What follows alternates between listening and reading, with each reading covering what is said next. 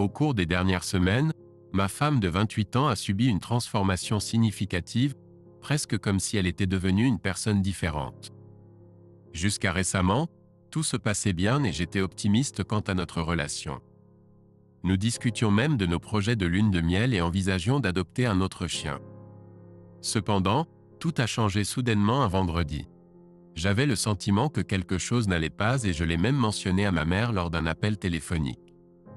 Ce soir-là, sans crier gare, ma femme m'a envoyé un SMS exprimant son besoin d'espace. Elle m'a demandé de respecter sa décision, puis a éteint son téléphone. Lorsqu'elle est finalement revenue, elle a révélé qu'elle avait passé la nuit dans sa voiture sur un terrain vague. J'étais surpris mais je ne voulais pas trop la presser.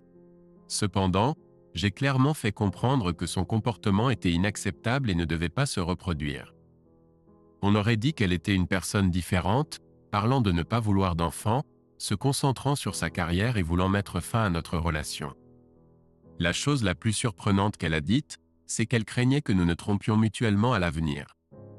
C'était complètement inattendu. Beaucoup de choses se sont passées après cela, notamment son besoin d'espace, au point qu'elle a quitté l'État pendant 2 semaines. Puis, hier soir, j'ai découvert qu'elle était restée chez son instructeur après avoir regardé un film ensemble, et il y avait même une photo d'eux en train de traîner. Ironiquement, c'est moi qui lui ai fait découvrir cette carrière, et si ce n'était pas pour moi, elle n'aurait même pas rencontré ce gars. Je n'en ai pas encore discuté avec elle, mais je travaille dur pour tout mettre en place. Il semble qu'elle essaie de rejeter tous nos problèmes sur moi, prétendant que je suis contrôlant et offensant verbalement. J'essaie de comprendre où j'ai mal agi, mais je ne trouve rien pour étayer ces affirmations. En fait, c'est moi qui lui ai suggéré de suivre une thérapie, mais d'une manière ou d'une autre, cela s'est transformé dans son esprit en des insultes de ma part. C'est très déroutant. J'ai souligné à ma femme l'importance de la communication, surtout lorsqu'elle a éteint son téléphone et a disparu pendant plus de 3 semaines. Elle m'accuse d'être contrôlant, même si je ne l'ai pas empêché de partir. Pour aggraver les choses, elle m'a enregistré en secret et croit que ces enregistrements sont la preuve de mon comportement offensant. J'ai écouté les enregistrements avec mon conseiller, et il n'a trouvé aucune preuve de comportement offensant de ma part. En fait, il a été impressionné par ma maîtrise de soi et mon sang-froid pendant la discussion. Malgré tout cela, il n'y a aucune justification à son infidélité et à son mauvais traitement à mon égard. À l'heure actuelle, je suis toujours en train de régler les choses, lui permettant d'agir comme bon lui semble pendant que je rassemble toutes les informations nécessaires. C'est assez difficile, surtout quand la personne pour laquelle j'avais de profonds sentiments a complètement bouleversé nos vies en quelques semaines seulement.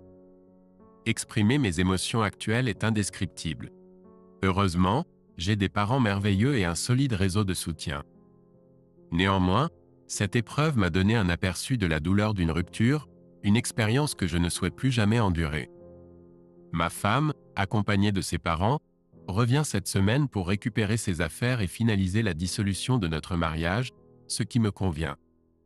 Je ne lui ai pas encore parlé de l'affaire et j'ai du mal à déterminer le moment et le lieu approprié pour le faire. Devrais-je le faire en présence de ses parents ou juste tous les deux? Devrais-je me confier ou simplement exposer les faits? Ah, et pour préciser, notre État ne désigne pas de responsable dans les divorces.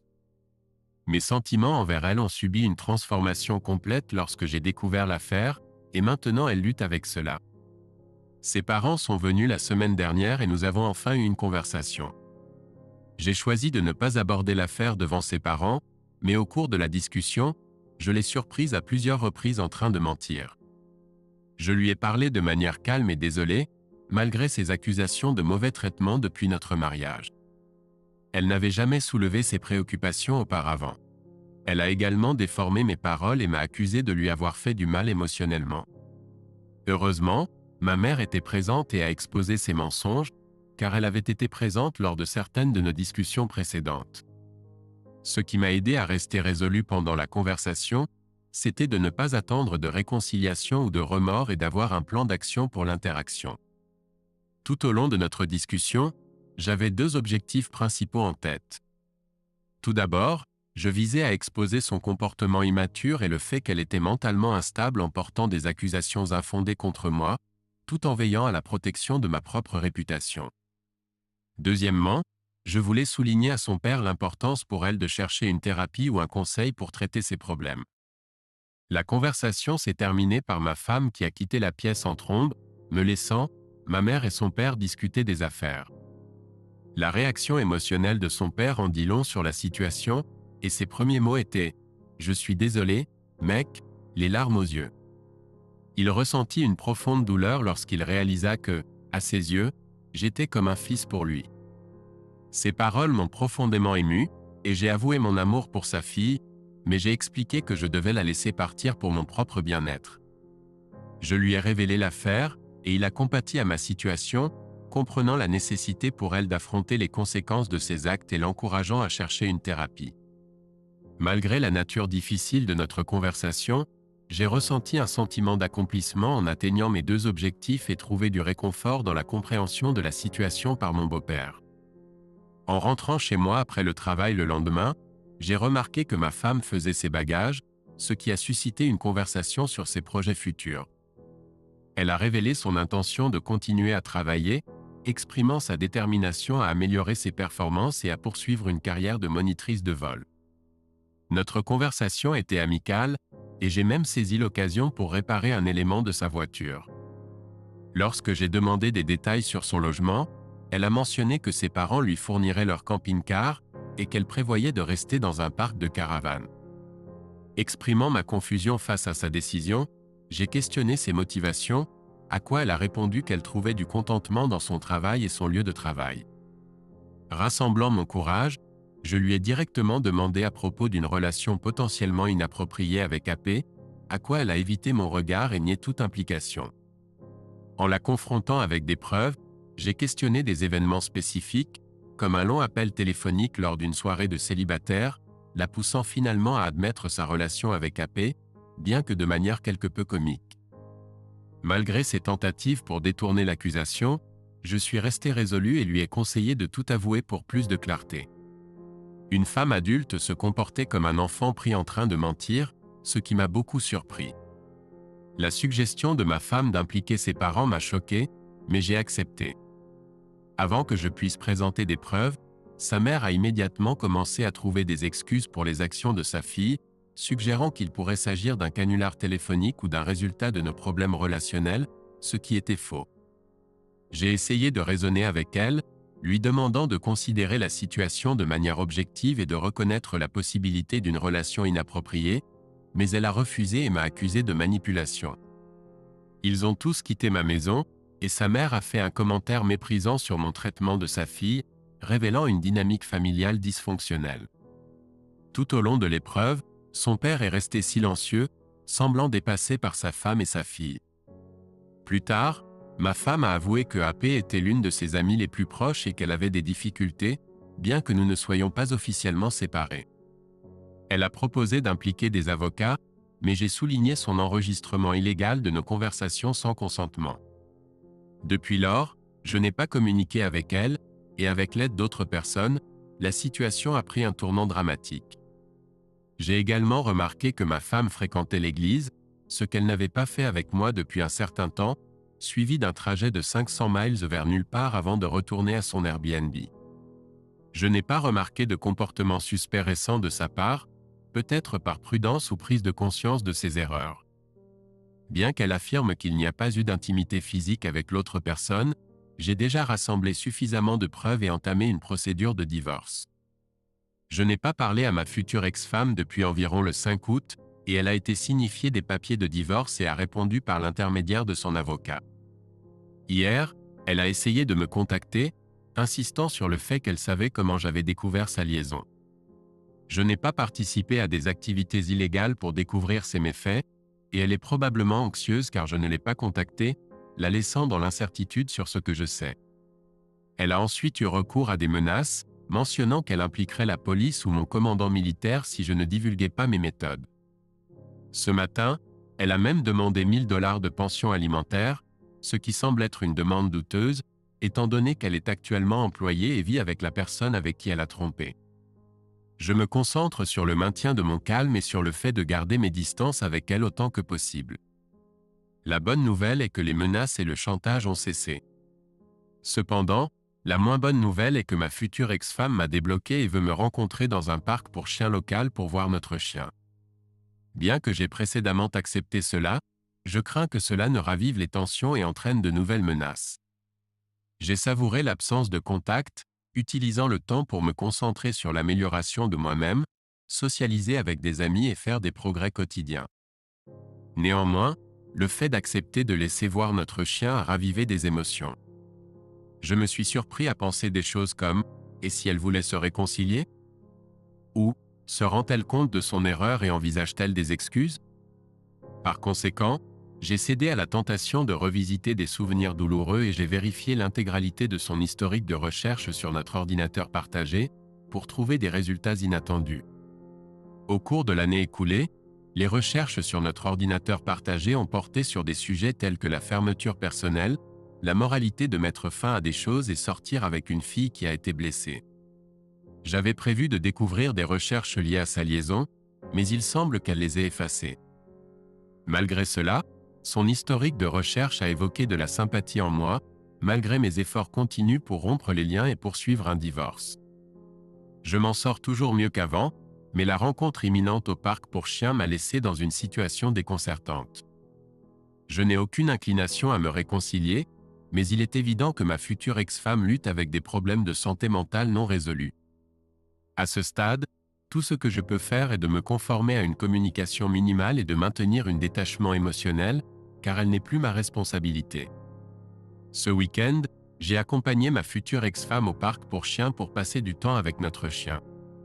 J'ai suivi les conseils des personnes sur cette plateforme et de ma cousine, et j'ai emmené un compagnon avec moi. Malheureusement, notre chien a été agressé par un autre chien à peine 5 minutes après notre arrivée, nécessitant une visite chez le vétérinaire. Heureusement, il récupère, bien qu'il ait perdu un ongle. Curieusement, cet incident nous a incités à engager une conversation. J'avais déjà entamé une procédure de divorce, et sa réponse a été une demande de soulagement temporaire et un niveau de soutien déraisonnable. Pendant la visite chez le vétérinaire, j'ai cherché à garder mon calme émotionnel et à limiter la conversation, mais elle a demandé des informations sur mes conditions de vie lors de mon déménagement en Californie. J'ai révélé que je vivrais avec un ami commun qui avait également été victime d'infidélité de la part de sa fiancée. Inquiet de la situation de vie de notre chien, nous avons délibéré sur la marche à suivre. J'ai réussi à lui faire comprendre que sa décision de rompre la communication lui faisait plus de mal qu'à moi. Sur une question directe, elle a concédé que je n'étais pas la personne odieuse qu'elle m'avait décrite et a reconnu ma bonté. J'ai également demandé pourquoi elle n'avait pas cherché de conseils avec moi avant que je découvre l'infidélité. Elle a affirmé qu'elle avait déjà pris sa décision et était insensible à l'influence. L'aspect le plus positif de notre conversation a été notre accord mutuel pour régler les choses en dehors du tribunal et renoncer à l'audience de soulagement temporaire.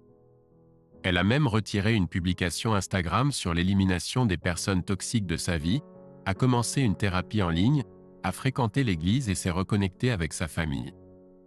J'ai exprimé ma conviction que notre mariage ne pouvait être sauvé dans son état actuel, et elle a acquiescé, mais elle a également consenti à un divorce à l'amiable. Reconnaissant que notre mariage a été bref, elle a compris qu'elle ne recevrait pas grand-chose dans le règlement du divorce et a préféré une résolution rapide pour son bien-être émotionnel. Mon avocat m'a conseillé de maintenir la communication avec elle et de favoriser un environnement amical pour faciliter un règlement sans recourir au tribunal. Cette semaine a été un changement bienvenu par rapport à mes circonstances habituelles, bien que le week-end de la fête du travail ait été particulièrement difficile. Mon chien a commencé à manifester une anxiété de séparation plus sévère après le départ de ma future ex-femme pendant 2 mois. Il a mâché la porte et uriné dans toute la maison, même lorsque j'étais absent seulement 1 heure. Ça m'a fait mal de voir sa détresse après son départ, surtout parce que nous avions convenu qu'elle m'aiderait à s'occuper de lui en raison de son emploi à temps partiel. Après son départ, j'ai dû faire de nombreux sacrifices pour m'occuper de notre chien, comme prendre des pauses déjeuner prolongées pour le sortir et couvrir les frais d'un dog-sitter. Quand elle est venue récupérer plus de ses affaires lundi, elle a également emmené le chien avec elle. Bien que j'adore notre chien, J'ai l'impression qu'un énorme fardeau s'est levé de mes épaules maintenant que je n'ai plus à m'inquiéter de son anxiété et qu'elle a assumé la responsabilité pour lui. Notre récente conversation m'a laissé sentir beaucoup mieux. Lors de notre discussion, j'ai demandé des nouvelles de son expérience avec la téléthérapie. Elle m'a confié que c'était difficile de ne pas pouvoir converser avec quelqu'un en personne, alors je lui ai suggéré de voir un conseiller en personne, car elle est toujours couverte par ma mutuelle jusqu'à ce que le divorce soit finalisé. C'était la première fois que je le proposais, et elle n'a pas réagi avec colère. En fait, elle a exprimé sa gratitude pour la suggestion. Nous avons ensuite abordé la situation dans son ensemble, et j'ai souligné que j'avais remarqué un changement dans son comportement quelques semaines avant son départ, qu'elle m'avait trompé et qu'elle avait perdu le contrôle. Elle ne mangeait pas bien, ne dormait pas bien, faisait des rêves étranges et avait du mal à engager une conversation. Elle a reconnu ses problèmes mais interprétait toujours mal la séquence des événements. Elle avait l'air extrêmement mal en point, avec les cheveux courts, en sous-poids et une expression sans vie. Malgré sa beauté précédente, je la trouvais peu attirante. Notre dernier échange s'est déroulé comme suit. Elle a déclaré « Dans quelques années, tu rencontreras quelqu'un de si spécial et ce sera la personne avec qui tu es censé être. Je n'ai juste jamais pu être cette fille pour toi. » J'ai répondu « Tu as toujours été cette fille. Tu ne l'as juste pas vue en toi-même. » Je ne réalisais pas que c'était précisément ce que j'avais besoin d'entendre. Elle admettait que son estime de soi était si basse qu'elle croyait ne pas me mériter ni notre vie ensemble. C'est pour cela qu'elle est partie et a cherché du réconfort avec quelqu'un qu'elle considérait comme inférieur. C'est vraiment décourageant qu'une personne puisse être si troublée, mais après avoir enduré toute l'animosité, la tromperie et les mensonges, c'était un soulagement d'entendre enfin qu'elle articulait ce que je soupçonnais depuis longtemps. Malgré la poursuite de notre divorce, nous avons convenu de partager équitablement nos biens au lieu de prolonger une longue bataille judiciaire, ce qui est bénéfique pour nous deux. Avec le recul, j'aurais dû chercher une thérapie pour elle dès qu'elle a commencé à présenter des symptômes, mais je comprends que c'est difficile de reconnaître une maladie mentale si on ne l'a pas rencontrée auparavant. Récemment, elle m'a rendu notre chien, mais il était infesté de puces. Elle a alors demandé si je pouvais à nouveau m'occuper de lui, et nous avons eu une discussion significative à ce sujet. Comme vous vous en souvenez peut-être de mon récit, elle avait une relation amoureuse avec son instructeur de vol pendant que je lui fournissais un soutien financier et éducatif pour ses leçons de pilotage. Étant moi-même pilote, j'avais le pressentiment que son infidélité était liée à ses difficultés en vol. Il est probable que son instructeur lui ait conseillé d'investir davantage dans le pilotage pour s'améliorer, c'est pourquoi elle m'a demandé plus d'argent, même si elle volait déjà 3 heures par semaine et dépensait environ 750 $ par semaine. Lorsque j'ai refusé de lui donner plus d'argent parce que ce n'était pas la bonne décision pour notre famille, elle a peut-être choisi d'utiliser son corps pour obtenir des leçons gratuites à la place. Vendredi dernier, elle m'a informé qu'elle avait arrêté de voler car c'était trop coûteux et qu'elle devait se concentrer pour remettre ses idées en place. Il semble qu'elle ait abandonné la raison même pour laquelle elle m'a trompé en premier lieu. De plus, je soupçonne qu'elle et la personne avec qui elle a trompé ne sont plus ensemble, car elle a mentionné qu'elle séjournait actuellement dans une maison bondée avec 6 personnes et 2 chiens. De toute évidence, elle vit avec une collègue dans la quarantaine qui vient de divorcer et qui réside maintenant chez ses parents. En seulement 2 mois, la vie de ma femme a subi une transformation radicale.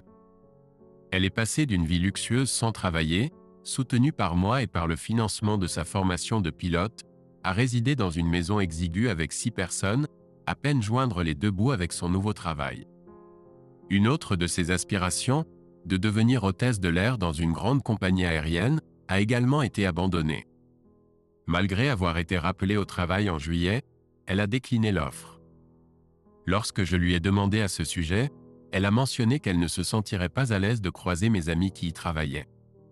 Elle n'a toujours pas montré de remords, et je crois qu'elle me tient toujours responsable de ses actes, mais la réalité lui fait maintenant mal. J'ai essayé de l'encourager à chercher de l'aide en santé mentale sans qu'elle ne s'en prenne à moi, et nous avons convenu de régler notre divorce à l'amiable, ce qui est un développement positif pour moi dans cette situation. Hier, c'était mon anniversaire, et je suis reconnaissant d'avoir une famille incroyable et des amis qui m'ont souhaité du bien et m'ont soutenu tout au long de cette épreuve. La chose la plus amusante que mon ex m'ait dite était « tu peux garder tous nos amis communs. Elle est consciente d'avoir commis une erreur significative et est trop honteuse pour affronter les personnes qui savent ce qu'elle a fait. Dans un peu plus d'un mois, je vais être muté à l'autre bout du pays pour mon service militaire, attendant avec impatience le début d'un nouveau chapitre prometteur dans ma vie. Mon seul souhait est que ma future ex-femme reçoive l'assistance nécessaire, car il semble qu'elle soit en train de perdre pied et qu'elle ne pourra peut-être pas se remettre de cette situation. J'ai enfin fait la transition de la Floride à la Californie et je suis prêt à prendre un nouveau départ. En réfléchissant aux conséquences de notre relation, il est étonnant de constater l'ampleur des dégâts qu'elle a causés. Nous habitions autrefois une charmante maison dans un quartier agréable avec un adorable chien, mais maintenant elle réside dans une résidence que ses parents ont achetée pour elle dans un quartier douteux. Pendant ce temps, je vis avec un colocataire en Californie en attendant la conclusion du règlement de divorce. J'ai rapidement réalisé que tenter de négocier le règlement était futile. Chaque fois que nous avons tenté de trouver un accord, elle hésitait et choisissait de s'appuyer sur son avocat, exigeant 120 000 $ malgré notre brève union de 2,5 ans. C'était exaspérant, car je m'accrochais à l'espoir qu'elle redeviendrait la partenaire affectueuse que je connaissais autrefois, pour découvrir sa transformation en une personne malveillante, trompeuse et manipulatrice. Heureusement, je suis devenu habile à reconnaître ses mensonges et ses manigances, et je refuse de me laisser piéger dans ce cycle plus longtemps. Mon aspiration est de régler les choses par médiation en décembre, bien que je ne sois pas certain que cela soit réalisable. Récemment, une amie m'a révélé ses publications sur Facebook, que je suis bloqué de voir, où elle a fait des remarques passives-agressives sur des peines émotionnelles et a prôné le fait de quitter une relation lorsqu'on est offensé émotionnellement. Cela contredit mon expérience dans notre relation, et c'était bouleversant à découvrir, d'autant plus qu'elle ne m'a jamais communiqué ses préoccupations. Je comprends maintenant qu'elle déforme notre histoire aux yeux des autres, soulignant la nécessité de rompre les liens avec elle. Voir ces publications a été douloureux, mais maintenant que je comprends sa véritable nature, je refuse de les laisser continuer à m'affecter. Je me souviens des moments où je m'asseyais avec elle, écoutais attentivement ses soucis et m'efforçais de la réconforter lorsqu'elle était bouleversée par des broutilles. Cependant, tous ces efforts sont maintenant vains, car elle présente un trouble de la personnalité qui ne peut être traité que si elle choisit de demander de l'aide. Je suis incertain de ce que l'avenir me réserve, mais j'ai hâte de clore ce chapitre de ma vie et d'en entamer un nouveau. Pour quiconque fait face à une situation similaire, je recommande de s'en sortir dès que possible. Les gens de ce genre ont la maturité émotionnelle d'un enfant de 4 ans, reportant constamment la faute sur les autres pour leur situation et évitant de prendre leurs responsabilités pour leur comportement. C'est un peu comme enfoncer sa main dans l'enclos d'un serpent. Une fois qu'il frappe, ce serait imprudent de la laisser là.